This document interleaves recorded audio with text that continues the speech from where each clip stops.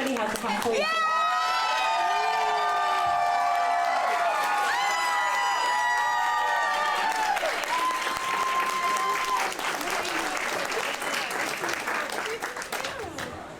So we have Dante Basco and Janet Varney here. I think you guys We demand that we get 2 sets of applause. That's right. Yes. Hello, you guys. How y'all doing? How are you guys doing? Good. How's the con been so far? Nice. Everyone's been so cool. I mean, I see some people I already met. Yeah, we have a pretty loaded room here today.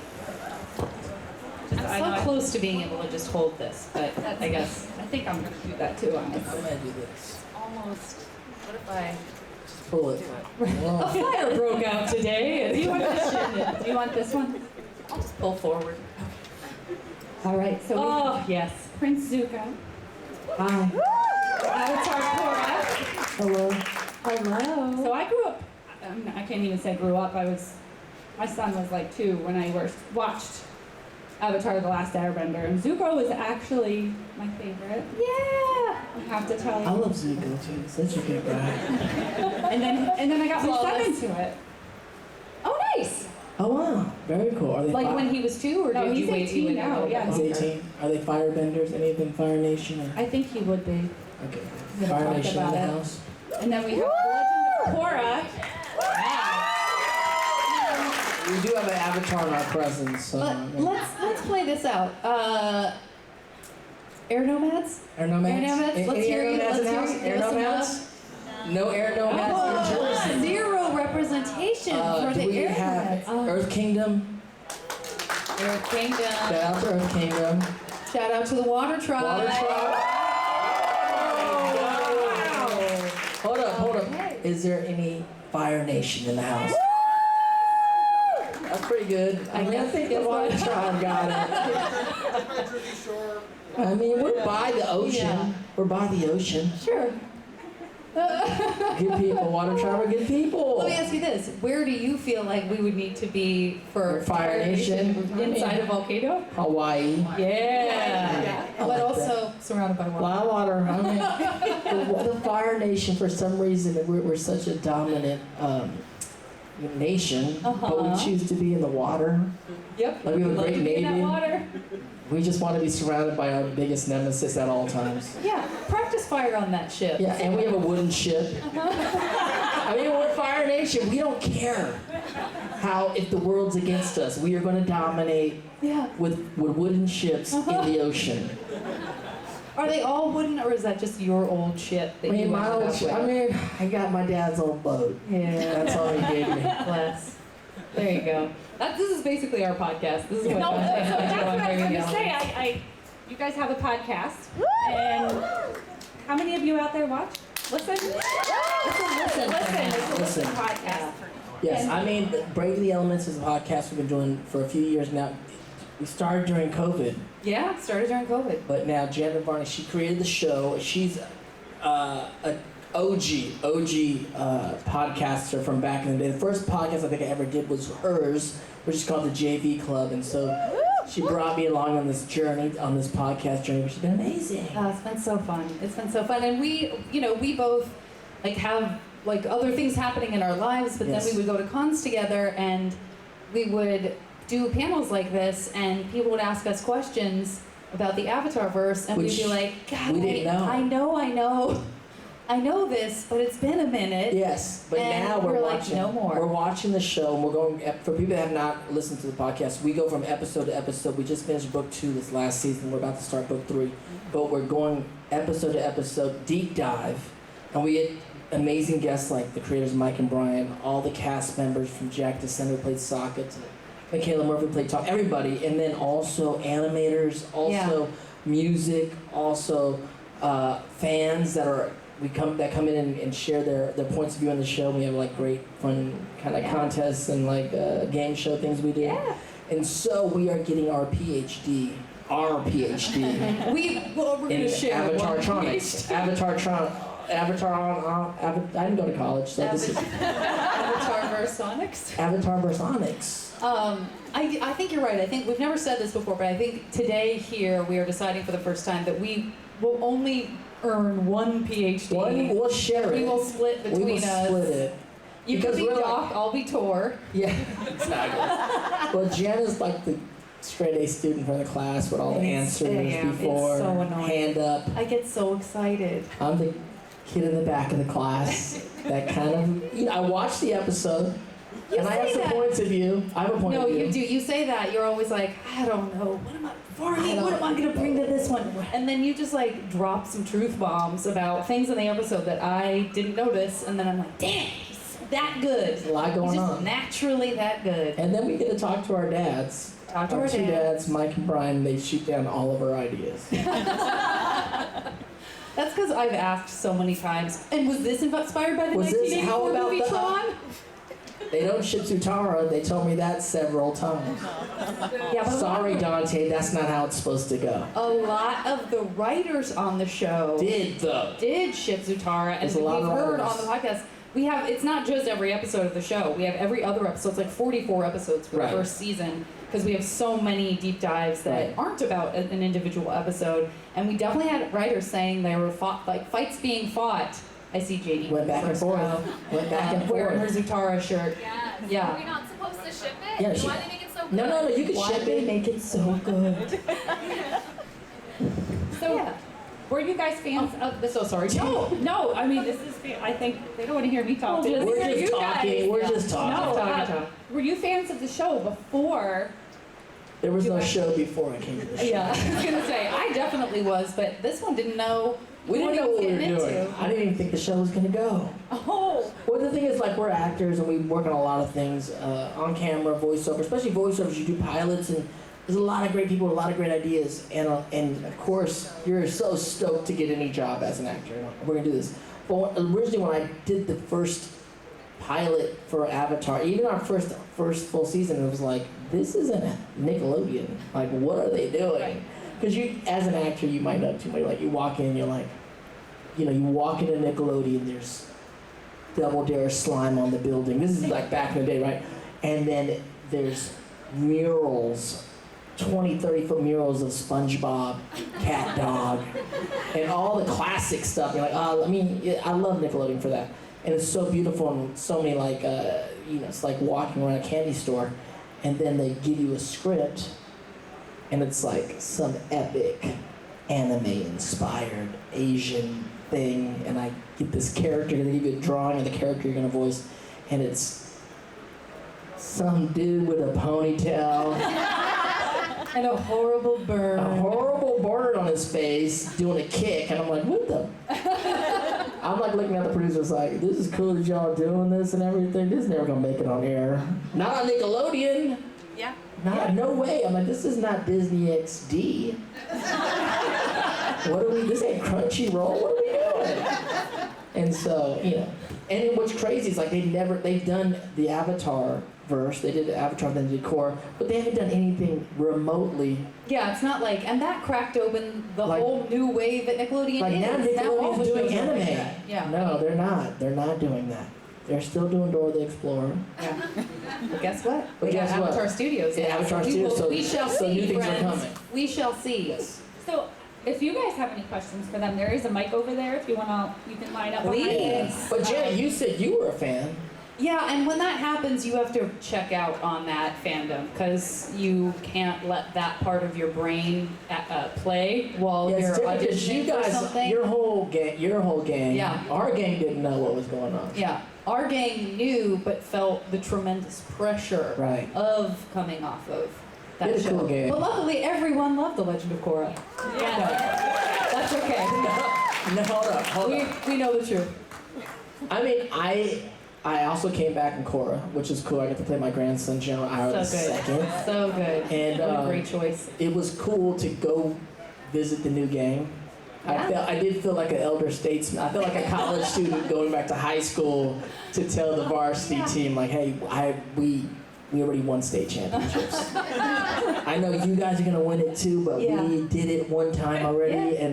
But it was fascinating to kind of come back and see you guys and do your thing. And so I mean, just the world's now you're gonna get to come back and see a new gang do their thing. And you could be one of the cool kids, one of the cool older kids. Yeah, I'll make him kiss the ring. Kiss He the didn't do ring. that. There was no ring. He did not do that. No, I was, because I'm not an avatar. I'm just That's a lowly Fire Nation general. He was my favorite. Oh, so good. We do so have good. audience questions. What's your name? I'm Eve. Hello. What's up, Eve? Is that a Katara? Are you doing like Yeah, that? Eve's like rocking this sort of like, yeah, I could go out and grab a sandwich and I'm still Katara. So good. Casual streetwear. Bottle cap. It's a that I bottle made. cap. That blew That's my mind. genius. It's It's awesome. beautifully painted. It's Thank you. so I had great. a necklace for a while. Yeah. I had it for a while. You know, Yeah. I gave it back. Yeah, you give it back. I gave it back. After using it to, track them down. Yes, it had uses, but I did give it back. Track them down sounds so harsh. Keep track of them. So my question is, will there be an episode of the podcast that talks about how Korra really paved the way for LGBTQ representation in kids' cartoons? Yes. And the challenges that creators face to make that happen. Yes. For sure. I think Yeah. for sure. Yeah, absolutely. Korra feels so far away, especially because we've been waiting Right. for our record dates to start for Book 3. book 3. I can't And then wait. book 4 of Korra feels so far away, but there's so much I want to talk about now, you Because know. I haven't seen, she knows, I haven't seen the whole Korra. I mean, I've seen my episodes. But I haven't like experienced it from top to bottom, and I'm holding it, waiting it for us to go Yeah. through on the podcast. Yeah, for sure. But yeah, we'll definitely, no doubt about it. I mean, there are people I definitely have my eye on that I'm like, we gotta get, someone who, maybe brought back a certain show that now is very Etradora-ish. Like, people who have openly said, or like Owl House folks, like Yeah. people who have openly said, this opened the door for me to feel like I could, make my show this way. Then I'm like, we gotta get those people in to talk about it. Such a big deal. I It's such a remember big deal. watching it at on the day and with my friends, and we were like, oh my god, they did that, and like, but also how today when you go back and watch it, some people will say things like, oh, that's not that they wish they did more. And I'm like, no, you Yeah. need to understand. This was a really It was humongous. Yeah. That This was finale so was big. crazy. Yeah. And I remember being so proud of Mike and Brian. Not only the finale, but then on Tumblr the next day when they yeah. when they like made it Yeah, they canon own that. on Brian's Tumblr. I was like, Yeah. oh. And shout out to Tumblr days first of all. Everything I saw was why are the lesbians holding hand in the light beam. Yes, and it was humongous. I mean, it's hard as things go on. People don't always get to see things in the time and space in which they were created, but that time was humongous. But that was also the kind of the conversation around that then. Like that's when that had happened, so many of the panels that I was doing when I was doing cons were really focused on that, and that was the number one thing that we all agreed upon was like, isn't it going to be crazy in a few years when people are like, I don't get it. Why was that a big deal? Why is that a big deal? It's like, Right. yes, we want to get to that point. Like it's that even though we should learn from those who came before us, we must also forge our own path. It's, yes, we can acknowledge the importance of this history, and at the same time, it's good and okay for people who are younger than us to go, why is that What's a the big deal? big deal? Yeah, Like, Thank you so Yeah, much. thank you. Thank you. I look forward to that episode very much. Oh, I can't wait either. Hey there. First off, big fans. What's your name? Tyler. Hey, Tyler. Hey, 2 questions. First, you said you speak to fans on the show. Is there a way to get on the show, or how There- does that- There is. there is. What is the way? Is there a hotline? Well, yeah, yeah, there's a hotline. It's the signal you beam into the sky. No, we have a casting, sort of a casting director, I guess is the right term, word. yeah. But yeah, and her name's Danielle, and she's wonderful, and she's been super active on the Avatar: The Last Airbender YouTube channel for many years, and she tracks socials and stuff like that. And so if you want, like, you can write me, just Janet, Slide in the DM? Yeah, no, don't DM me. It'll get lost. I don't even look at my Instagram DMs. But I'm don't too slide scared. into the Don't DM. slide. Don't slide. Instead, slide. pop into my email for my website, which is janet@janetvarney.com, and like just remind, just say like we met I said I was at this con, I really want to be considered for one of the Superfan shows, and then I send that along to Danielle, and she's very, very good about keeping a file and like following up with folks and stuff like that. So Awesome. yeah, hit us up. And the second thing is I'm trying to become a voice actor. Yes. I'm already taking classes from Nice. Boom Fox Studios. Awesome. I'm already working on a audio series with Great. several upcoming voice actors for as veteran voice actors. Do you have any words of wisdom? I mean, I think you're doing it. Yeah, I think it's just. So yeah. you're studying. You're on the path. You're like, it's a lifestyle, man. It's a marathon. You know, there's no real like shortcuts to the game. It's kind of what you're doing and kind of build your resume, and hopefully your work gets out there and gets Okay, well, noticed. in that case, Dante, I've noticed you put a lot of passion into Zuko. Do you have any life experiences that made you reach said passion? Mm-hmm. Yeah, I mean, I've been an actor for 37 years now, which is crazy. 37 years in a very hard business. And the thing about it is, what you realize when you play roles as an actor, voice actor, on-screen actor, you play the role where you and the character intersect, and that's where you play it. And with Zuko, yeah, I had a lot of like ups and downs in my life, and even during the time I was playing Zuko, I was going through a lot of turmoil with personal things, and I think that kind of made its way into Zuko's DNA. And so, I mean, that's the good, you know, they say when you're in the industry, you have to have good luck, and good luck doesn't mean getting good. That's your job. That's what you're doing right now. The good luck and the good fortune is that the right character and the right actor meet at the right time where, you know, some magic could happen. So, thank you. All right, awesome. Thanks so much. Thanks, guys. Hi, Hey, What's your name? my name's Omari. what's up, Omari? Hi, my question is, if you could be in any element, which would it be and Fire why? Nation, what are you talking about? Like in real life. Thank you, Omari. Next question. No, go ahead, Jan. What are you doing? She's the avatar. She can I do it don't have all. to pick. I don't have to pick.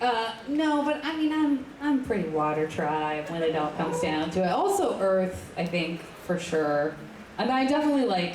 I feel like I'm surrounded in my comedy life by Earthbenders, and I definitely got a thread of that running through. But I mean, Earth Water. is so everywhere. So Earth is definitely like Earth to be cool. And there's metal all around us. I mean, you have to be high. You have to be a top tier, S tier, to be bending metal. I would think so. But I mean, if you're by the water tribe is 100%. yeah, let me just Easily. say, anybody who comes up with a tattoo that says "Earth is everywhere," Dante Bosco. Earth is everywhere. I appreciate and question your commitment. Earth is everywhere. But I'm Fire Nation. Forever. What about you? What about you? What you doing? I guess, I don't know, maybe water or air? I'm not sure. It's hard to You could pick. be our one Air airbender. is cool. I mean, of course, everybody wants to fly. Yeah. Yeah. Exactly, yeah. But no one really just understands that once you start up there flying, it's cold. Yeah, that's why. They don't realize. I mean, I ride motorcycles, and if you ride motorcycles, you know, once you start going at a certain speed, it's cold. Yeah. So, Yeah. y'all don't know. Air nomads don't know. Like, you know, you need to be right apparel. Yeah. Right apparel. Nice to have an air bison. It's nice to have a little sky Yeah. bison that you can And snuggle up sure, you to. can get there pretty fast, but it's. I mean, I'm sure Appa was tired.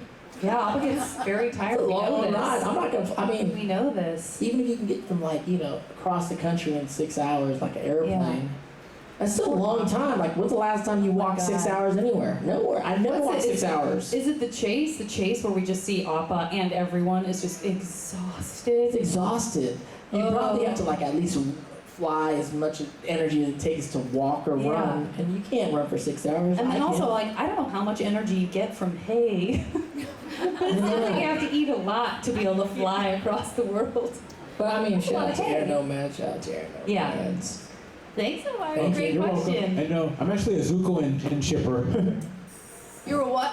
Zuko and Jin shipper. Oh, yeah. Oh, me too. Yes. Shout out to Oh, Jin. We're, Jin. I think So Zuko great. had to go. I think that's one of his first things as Fire Lord. He had to like go find Jin. Yeah. I could have also seen Sokka with Ty Lee. Yeah, I like Sokka I and feel that, Tanya. yeah. Sokka gets all the girls. Sokka gets all the girls. He does I. He does, yeah. He does Hi there. I have a question for both of you. What's your name? Ben. Hi, What's up, Ben? Sorry, we're forcing everyone. We just. So we want you to know your names, Ben. The two of us. Anyway, speaking of course, I think we all kind of know that Dave Filoni did a lot of episodes of the first season of Avatar. Dante, do you know if Mike and Brian kept in touch with Dave after he went to Star Wars and Korra took off? Because I don't know like to what extent Dave went back to Avatar afterwards. Oh, Filoni? Yeah. Yeah. They definitely stay in touch. Like we wanted him for the podcast real bad, and he wanted to do it, but his Star Wars schedule is insane. Maybe we'll catch him. Maybe we'll catch up. Well, we're never giving up. We're gonna ask him every season. I know, like, multiple Filoni, what are you times. doing? Yeah. So, Filoni, he's a cool dude. Like, he worked, obviously, on the early stuff with Avatar. I ended up working with him again when I did Rebels. I played Jaikel. And, of course, we had, we took pictures and sent it to the Avatar guys, just because. And you did the Galaxy Adventure voiceovers too, right? Which one? Galaxy Adventure? I do, yeah, I host the Galaxy Adventure stuff. And so I'm around Filoni, and Filoni, he's still part of the Avatar family. I mean, he's the keeper of the lore of Star Wars. That's a big job. Yep. But yeah, he goes back. I think he's multifaceted, multi-fandom kind of guy. Meanwhile, I just finished the latest Spidey, Across the Spideyverse, and I knew that I was gonna see Joaquin's name at the end, and I still Is it? shouted. He directed it, yeah. Oh, He wow. co-directed it. Oh, wow. And I lost my mind. Even though I knew it was coming, I was still like, yeah! Amazing. And I guess, Sorry, everyone. no worries, it's insulated. Yeah. And for Janet, back in Korra season 3, you mentioned that the Red Lotus tried to kidnap Korra when she was younger. Did Mike Bryan ever go through a story of what would time might be like if it actually worked and she was Tahir's Oh, wow. adopted daughter? That's a great question. I'd be very excited to, speaking of multiverses. Multiverse, yeah, I would multiverse. love to see that play out. Exactly. Because I feel like there's a version of Korra that's Kuvira, too. You know what I mean? Like, Yeah. there's sort of these, the DNA of how you become who you are, there's just ways that all of that maps I out. feel that- like Korra could have went to the dark side. I mean, Yeah. Definitely. Yeah. More so than Aang. I thought you were going to say more so than Zuko, and I was going to be like, oh, hold up. Zuko, I know, and Uncle Iroh. You need Uncle Iroh. Yeah, But Korra definitely could lean to the dark side if she. yeah. Yeah. She went through a lot. She went through some stuff. No, that's a great idea, Ben. Write it. I thing is, I read a fan fiction that did better than I ever could, so it's like, I just want to see if you knew anything about it. No, I haven't read that fan fiction, but I'm super curious because that's such a great side story. I love it. Thanks so much. Thank you. Hi, I'm Jay. Jay. What's up, I just Jay? want to say I loved you in the debut. That's a really deep cut. Thank you so I'm much. Filipino. Hey man, shout out to the community. What's going on? And shout out to Fabulous Filipino Fabulous Brothers, Filipino which Brothers, is my new- Dante's movie with his bros. I Yeah. love that movie so much. My new Watch it. Filipino film, yeah. So good. And I also want to say Korra is the best Avatar. You can find me on that. That might be a hot take for some people. They're all the same Avatar, Jay. They're all That's true. the same. That is very true. But you relate to Korra's journey, or you appreciate it, Yeah. because Yes. it was, yeah. My question is, with your respective series, is there something that in the show that you wish was taken away or changed, or is there something you wish they did with your character or a different character? I mean, we've already established that I'm the straight A student that can say no ill about our two dads. So Yeah. I've always sort of leaned into the trust of like really feeling like, because when you spend time around them, and if you listen to the podcast, like they just have such a specific vision, Right. and they have the receipts. You know what I mean? Like they can back up every single choice. And as you're listening, you're like, yep, no, that's fair enough. Like that's Totally. So I'm trying to think that, like, I'm such a goody two-shoes, so I'm like, is there anything they said they would do differently? Yeah, I That think they that sometimes feel as great. actors too, like always, like your job as an actor is not necessarily to question anything, it's really to just make work what is ever there. Like that's always our Yeah. job. Sometimes new actors are trying to change things. Like, hold, maybe I don't like. I don't think my Like you go back to Shakespeare and be like, hold on, what if he didn't kill? Yeah.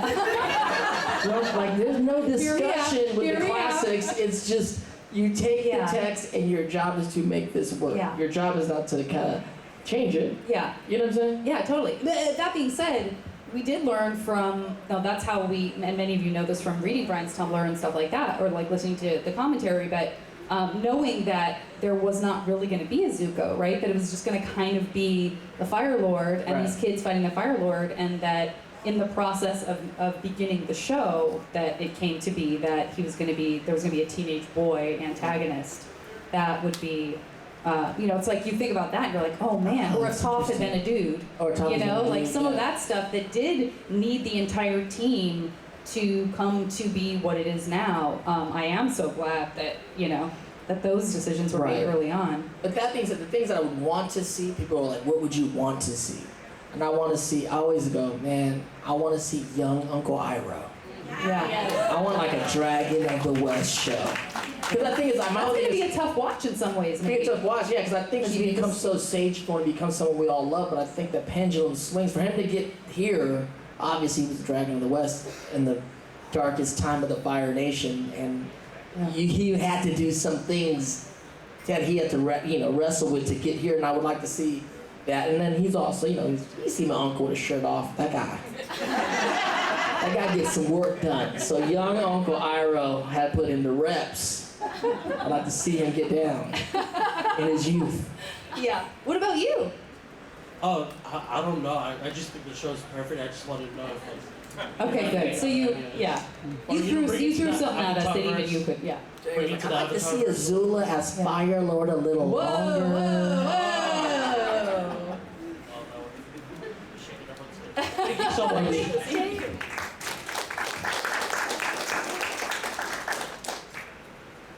Hi, I'm Cindy. Hi, Cindy. Hi, I've had the pleasure of watching Avatar and part of Korra, because we're right in the middle of it with my 14-year-old daughter. And I'm really struck by how much both of those shows are about teenagers and young people finding themselves and finding their place in the world, and the struggles that Korra goes through, and Zuko, and also being a fan of Janet's JV Club podcast. I feel like it all kind of works in such beautiful synchronicity. So I just wondered, specifically Janet, like what was it like doing Korra and your podcast? Like, did you find a lot of parallels? And Yeah, for sure. And that was just one of those weird synergistic things that happened. I had wanted to do a podcast. This is now like a dozen years ago or something. And back then I was like, oh, everyone has a podcast, which is so adorable now to think back on and think that. But I've been doing this podcast forever. I interview famous people about their teenage years. And we talk about other stuff too, but I've had a ton of people from both the Avatar shows, and I highly recommend you seek those episodes out because they are There's one with me. There's definitely one with my man, and it's great. It's a great conversation. Yeah. But yeah, so I'm really, and then Korra, and then and then I auditioned for Korra in there. She was a teenager. And I just have a lot of sympathy for that period of time, and I feel super close to it still. And I feel closer to being a teenager than I do to my 20s. Like, I don't know why that's true, but and maybe it's because of all the feelings that you're having as you're figuring out who you are and like being stuck in environments that you don't feel as free from escaping if you want to, like you can when you're a little bit older. But I just love talking about that, and I love hearing from Fascinating people that conversation. age now, and like I just love it. Yeah, because also, I'm a kid actor. I'm a grown-up kid actor. But Yeah. the kid actors have a fraternity that we grew up. You came on screen and people got to know about you, and your adolescent years are forever Yeah, that like seems hard. capsulized. That and, seems really hard. Yeah, and then you do it for a long time because I think I played a teenager for like 20 years.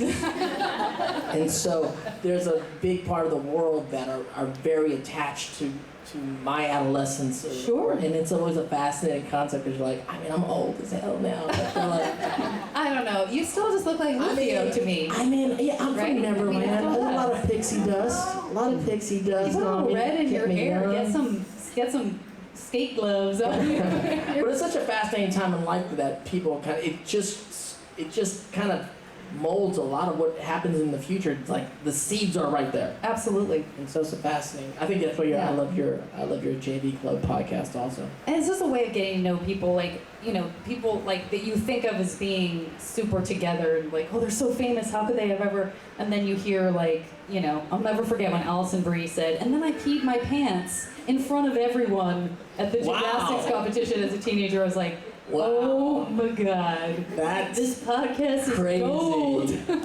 That's crazy. Yeah, there's some good ones. There's some good moments. At the gymnastic competition? Yeah. You can't even hide it. There's no hiding. Openly, everyone knew that she had peed herself. I love it. Own it. We own it. We own those vulnerabilities. That's I want what to see makes that in us a movie. connect. Can we shoot that? Yeah. Yeah. Thank you, Thank Sadie. you. What's up, Korra? Hi, how are you? How are you doing? Good. So two-part question. As someone who's on their voiceover journey, Yes. what is something that you would go back and tell yourself when you were first starting out? By the way, I just want to quickly say, and I hope you don't mind that I'm going to out you on this, but this is somebody who hated the sound of their own voice. How beautiful is that voice? We're just so hard on ourselves. It's such a beautiful. I want to listen to that voice. That's butter. That's nice. Okay, sorry. I don't even remember the question. All I was thinking about was how beautiful your voice was. So that is going to be a problem. You're going to have to say everything twice in life because everyone's just going to be thinking, what a beautiful voice. What did you say? You start.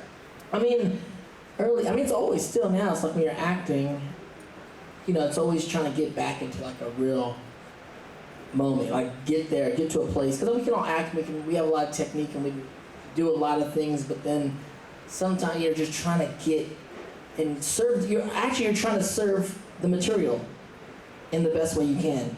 And so sometimes when you're acting in certain scenes, you get to a place of like, I would say it's a truthful place as an actor and with the material, and then when you hit those spots, it's like, yeah, remember, like this is what it feels like when you kind of hit the right, it's like music, like the right chord in music. It's like, oh, here we are.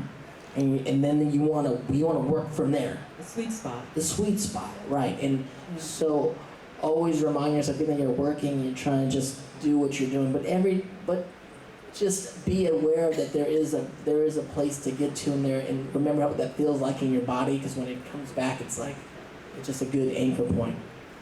And for me, I think too, like, because we both do a lot of on-screen stuff as well, I'm still more insecure about doing voiceover, which in some ways seems like kind of antithetical to what you would expect, because it seems like there's more to have to worry about when it's your whole self.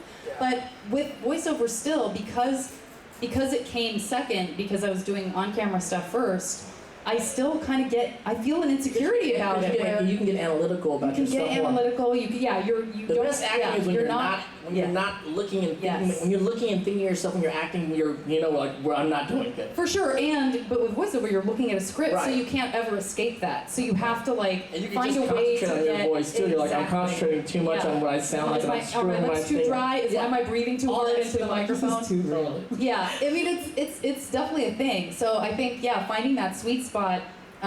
It might be a different process, or it might take longer with certain things. But when I get an acting job on camera, I never think I'm gonna get fired.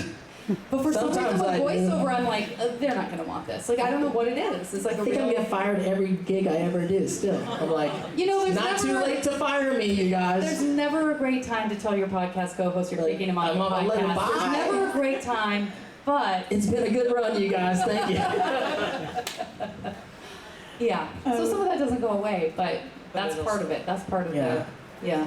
Thank you for that. Good luck on the journey. Thank you. Second part is just, what was your favorite memory of recording? Like, what's your favorite moment? Man. What can you think of? So many. There's no over one, years, because it takes place over years. Sure. And so you're like, what were you doing? I mean, there's. It always is. It's always, for me, it's always connected to the people I got to work with that day. Sure. It's like meeting Mark Hamill for the first time is phenomenal, because he's Luke Skywalker. And so you're just like, the fanboy comes out. Yeah. Not literally inside. Yeah. I mean, those guys like, working with Jason Isaacs, I'm a big Harry Potter fan, and he's like behind you, and it's like Lucius Malfoy, like yelling at you, like, damn. Yeah. So things like that are really phenomenal. But then also, I watched Mae Whitman grow up, who's now she's an adult and just phenomenal actress, but I've known her since she was 12, and to see her kind of grow up and drive for the first time to the booth, and I'm like, you drove her by yourself? What are you doing? So like that, and Jack, I saw Jack grow up from like high school to like now he's a father, and I'm like, and we spent so much time in the studio together with like the gang. It's really, that's what it's part of your life. Like when you do a show and it goes over years, you like have all these seasons, like seasons of life together, which is amazing. Absolutely, and it's so amazing that we get to kind of keep that alive by getting to do events and stuff, and that's part of the reason we did the podcast, is we're like, we can rope everyone back in, talk to them all the time. Now I get to do improv with Jack, and that's like a cross-generational show thing that I'm like, yes, like this is my favorite. Korra wants to hang out with Sokka, are you kidding me? Of course she does, So, yeah. Thank you so much. Yeah. Thank you.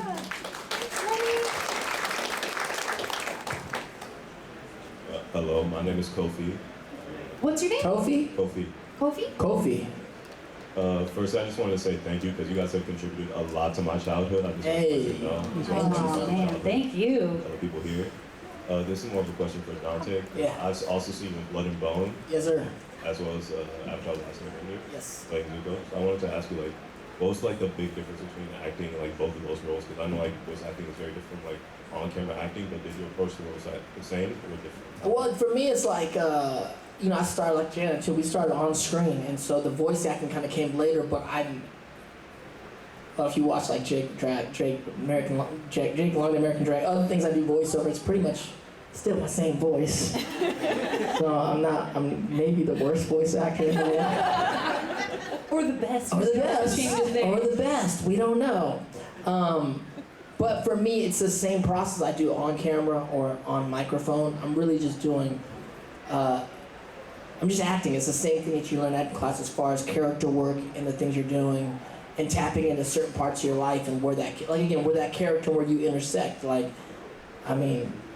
Troubled teen that's gone through some stuff and that definitely Zuko. I've been through all that, and still I always play that. And I've got to play the redeemable kind of kid for so long, and I hope that's in me. I hope it's in all. I think that's why he's so popular. I think that's in a little bit in all of us. But with like Pinball in Blood and Bone, if you haven't seen Blood and Bone, it's this movie Michael Jai White, and it's just like this really amazing martial arts film, like a bare knuckle kind of combat film, where all these martial artists were doing films that are kind of a reaction to all the Hong Kong wire work, which is really beautiful and spectacular. But these are like kind of like American fighters doing it with no wire work, just showing actually how fast and how amazing of martial artists they are in real life, and it's all about kind of like bare knuckle brawls and like the alleys and stuff like that. And I played the manager of one of the guys named Pinball, but he's hella ghetto. My guy is. It's funny. It was hilarious. My dude is, and they got me going. Like they wrote me saying some crazy stuff. I'll probably get canceled for saying these days. But I'm also grew up in the neighborhood. Like when they offered me, they gave like, can Dante do this? And I was like, hold up, Dante grew up like right outside of Compton. Like there's another town called Paramount. That's where I grew up. And I grew up in Black and Latino neighborhoods. And there's a version of me that's me. Like that's where I'm from. Those are the people I grew up with. These like I'm from the hood. Like and so when I got to play that character, people are like, oh, I didn't know this dude could like really go there. And it's like, it's not even going there. That's like not going. It's going back to where I'm from. It's not even going anywhere else. It's like going home. So it's fun to that I get to do all different kind of flavors on screen and kind of bring different worlds that I've been a part of my whole life. Or I'm playing like a Filipino community and bringing my family in that part of my life. And just with pinballs, like just the neighborhood that I grew up in and the people I grew up, like the homies I grew up with, like trying to represent that for a little bit is really wonderful to me also. And fun. Thank you. Thank you. Great question. What's up, Kylie? Hi, how are you? Good, how you doing? You're looking good, Tylee. Thank you, I'm trying. So my question is regarding Azula. I was wondering, do you think she deserved a redemption arc, or can you? That's the question. We did a whole episode about this same situation. Oh, you did an episode already? Yeah, you should check it out. But it's such a great question and so fascinating to think about, right? Yeah. Well, that was a conversation that we had through the course of the podcast, was like calling someone a villain, and then having the conversation about calling them an adversary instead, and trying not to be kind of so one note. Although I would say that, like, the except for Zuko, and one of the things that makes Zuko so special, and yes, sure, Jet, and some other folks in the first series, but you know, like Ozai, we don't have a lot of questions about, you know, his redeeming qualities. Yeah. Azula, there's a question mark there, in part, I think, because we know where she came from, and we saw what it did to both siblings, and kind of how they responded based on how they were being treated and stuff. And it's a great question. I think they're both children of abuse, and you get to see one sibling go one way and the other sibling go the other way. I think I'm a sibling. Like, I have 5 brothers and sisters, and just as that, like, you want to see you know, your siblings, you want to see that redeemability. It's hard. Azula went over the edge, though. She went over the edge. She went too far. You see that. She went too far. You see that happening in real life, that feeling that Zuko has with her, where he keeps wanting to trust her. And you see that, I think, in families where sometimes somebody's just, whether it's their development or I guess it's a little of both with what their brain chemistry is when they're born, they keep, you know, the family's like, I will always love this kid, but like, this kid keeps doing X, Y, Z. So it's really hard to say. I think whatever happened to Azula, I'm concerned that it happened early enough that the most sympathy I feel for her is that I don't feel like she gets to feel crazy. joy. Let's be honest. She doesn't get to feel any joy. She doesn't get to really connect with someone and trust someone and feel that. I feel like, let's go joy. back to the first time we see her. It's like the end of like book 1 or something like that, and they like pan to her and she just has that devilish smile on her face. Her version of satisfaction is at the pain of other people, and that's really, to me, that's really sad. She's my little sister. She's my younger sister. She's the younger. That in the show. She's like doesn't care. She's the younger sister. She has no respect for Zuko at all. I mean, she got that blue lightning. She's always trying to flex that blue lightning. Poor Zuzu. I drained her out. Where's she at? And well, you know, I do want to see it silly, but then I want the redemption in my mind just as a humanistic thing, and I think it would be beautiful. But then Brian, one of the creators, was like, well, maybe she's Joker. Maybe she I mean, think about Joker within the DC world. It's like, maybe she's just becomes like too far gone. Yeah, and the ultimate like relish. We all love the Joker too. And like, I don't know, do we want to see the Joker get redeemed? He's the Joker, and maybe she's becomes the Joker. Who knows? We'll see what happens. Yeah. We don't know. Do you think you could see anything like in the future? Maybe possibly a redemption arc happening somewhere in the future? Because in the books we see her mental health goes off she goes off the deep end. I don't know. So we'll wait and see. The great thing is the Avatar verse is expanding, so I can't wait to see what happens. Yeah, for sure. So we do only have time for one more question. We got time for Thank you again so much. Thank you. We'll do 2 more. Wait, we do 2 more. We'll just be quick. Hi, my name's Rob. So one of the things that you guys did for a long time was go through a lot of the episodes and kind of analyze a lot of them, like from like start to finish.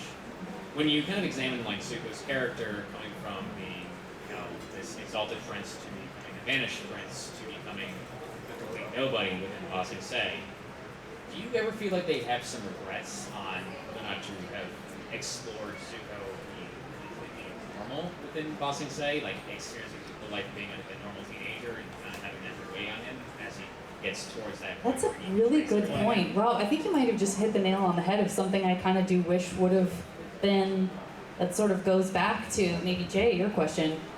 Like, I would have loved, because I remember saying that when they're serving tea and he has that perfect day with Iroh, just serving tea, and like there's so much joy and pride, and it lasts no time at all. So I think you're right. I mean, part of that would be perhaps having to understand what it feels like to be a regular person Yeah. in a context in which you suddenly start seeing your actions of the past in this new way. I think Bossing Say, the Tales of Bossing Say, we get a little glimpse of that with him going on the date with Jen, and like we get it. That's why I love that episode, that or at least that part of the episode, because you get to see him just as a teenager doing what teenagers do, going on a date, be nervous, and you know. And he uses fire to create something beautiful. Yeah. And soft. Oh yeah, and yeah. lovely, you know. I mean, you know, Zuko. That's such a great question. He Rob. wants to be regular, but he's just not a regular person. Yeah. He's a royalty kid. He's a prince. Yeah. I mean, I'm sure we talked to Prince Harry and all them. They want to just be regular for a day or two, too. But guess what, Harry? Yeah. The world's on your butt. That wooden ship has That's sailed. gone. We're following you. We're trying to find out what's going on. I mean, to follow up on that, I mean, when you kind of analyze both into Zuko's and Iroh's situation, especially start getting into Iroh's son, especially during Tales of Bossing Say, do you ever feel like the plot twist should have been that Iroh's son just yeeted out of the army and they just pretended to die and he was actually dead the whole time? Whoa, you're blowing crazy. my mind right now. And like have that kind of like boil over to everything where Zuko... Maybe he's back. Maybe he comes back later and the Blue Spirit returns and we think it's Zuko, but it's actually Iroh's son that comes back to do something. Oh my God. I'm writing new stuff now too. Hold on a second. Hold on. Oh no. Thank you. Thanks, Rob. Okay, last one. Last question. And I don't even remember if you told me your name. I just think of you as Amity's dad. Amity's dad. Sure, you can go, but also Jay. Yeah. Well, so first I wanted to thank both of you because both of your shows made me being a dad so much easier. But the question I had, and you guys can answer really quick, was there a particular episode or scene that each of you voiced that either because of the episode itself or because of the emotion that you drew upon was very difficult for you to get there? Great question. I remember a heavy episode like when Zuko's on the mountain, he's yelling at the wind and he's screaming, and I just remember being at a certain point in my life and talking, being in the middle of shooting something else and going through a lot of madness. It wasn't hard. The thing as an actor, the great thing is everyone's mad, everyone's emotional, if you sit there a while and you look at people, everyone is on the brink of tears that many times in our life. We just don't, as regular people walking around, we don't have the permission to feel all these feelings, right? As actors, we have the permission to do this. And so that's one of our jobs. We're like, that's the one good thing is like we can just go, yeah, today I want to lose it. Today I want to lose it with anger or lose it with tears. And so it's not really hard to get to. It's just the permission to feel the things that you are feeling and having a place to like let it out. Couldn't have said it better. Completely agree. Yeah, the hard stuff is the kind of the best stuff when you get to let it out. Yeah. Thank you. Great group. Thanks, everyone. Thank you, guys. I did want to congratulate you on your engagement. Thank you so much. If you guys have not done so already, they will be at their tables. Yeah, come say hi. Come say At our hi to them. tables. All right, thank you all. See you at the table. All right, Thanks, thank you guys. everybody.